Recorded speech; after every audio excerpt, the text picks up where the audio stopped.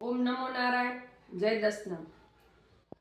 છેલ્લા ઘણા સમયથી જે સાધુ સમાજ, દસનામ ગોસ્વામી સાધુ સમાજ અને 18 આનમના લોકો જે થળીમઠ વિશ્વનો મુદ્દો લઈ અને અનેક એવી આશાઓ લઈને બેઠા હતા કે સરકારશ્રી તરફથી યોગ્ય ન્યાય મળશે. પણ તમે કઈ સરકારની તમે યોગ્ય ન્યાયની તમે અપેક્ષા રાખો છો? તમે વિચાર કરો કે એક તરફી જ ન્યાય આવે છે. તો પહેલા તો હું 18 આલમના લોકોને કહું છું, ત્રિપાક સાધુ સમાજ અને 18 લોકોના આલમને મારી ખાસ વિનંતી કે ભાજપ સરકારમાં તમે હવે ન્યાયની અપેક્ષા ના રાખશો. અને ભાજપ સરકાર જે સાધુ સંતની જે સત્યની લડાઈ છે તેમાં પણ ઊભી રહેવા તૈયાર નથી. અને તો આવી સરકાર પાસે ન્યાયની અપેક્ષા પણ શું રાખવાની? કેમ? તમે તો બધા હોદ્દા લઈને બેસી ગયા છો, એક સત્યની લડાઈમાં પણ તમે સાથ નથી આપી શકતા. અમે એવું નથી કહેતા કે અમારે જ બધું જોઈએ, પણ જ્યાં સત્ય છે ત્યાં પણ સાથ નથી મળતો. તો આવી સરકાર અમારા સપોર્ટમાં પણ નથી આવી શકતી. તો અમે ભાજપ સરકારનો પણ બહિષ્કાર કરીએ છીએ. અમારે તો જે સત્યની લડાઈમાં ન્યાય આપે એ જ સરકાર અમારી સાચી. એટલે હવે અમે ઉગ્ર આંદોલન કરીશું. નિર્દોષ મહંત અમારા જેને જેલમાં પૂરવામાં આવ્યા. કેમ?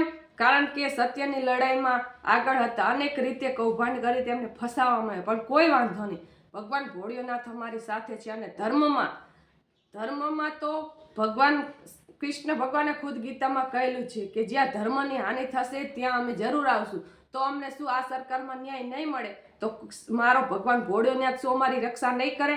ગમે ત્યાં સત્યની લડાઈમાં તો ભગવાન જરૂર ઉતરશે. એટલે માટે હવે હું 18 આલમને કહું છું કે ભાજપ સરકાર પાસે કોઈ ન્યાયની અપેક્ષા ના રાખશો. કારણ કે આ લોકો બધા મળેલા છે, આપણને કોઈ યોગ્ય ન્યાય મળતો નથી. એટલે હવે હું નારી શક્તિને પણ બે હાથ જોડીને વિનંતી કરું છું કે તમે જે મારી બહેનોએ પણ મને સપોર્ટ આપ્યો ને કહ્યું બેન હવે અમે નારી શક્તિ પણ તમારા સમર્થનમાં જોડાવી છીએ. એટલે મારી બહેનોને પણ હું ખૂબ આભાર વ્યક્ત કરું છું કે તમે મારા સમર્થનમાં સાથ આપ્યો. એટલે હવે આ કળિયુગમાં તો મને એવું લાગે છે કે સરકારને સાધુ સમાજની પ્રોપર્ટી ઉપર પણ નજર છે.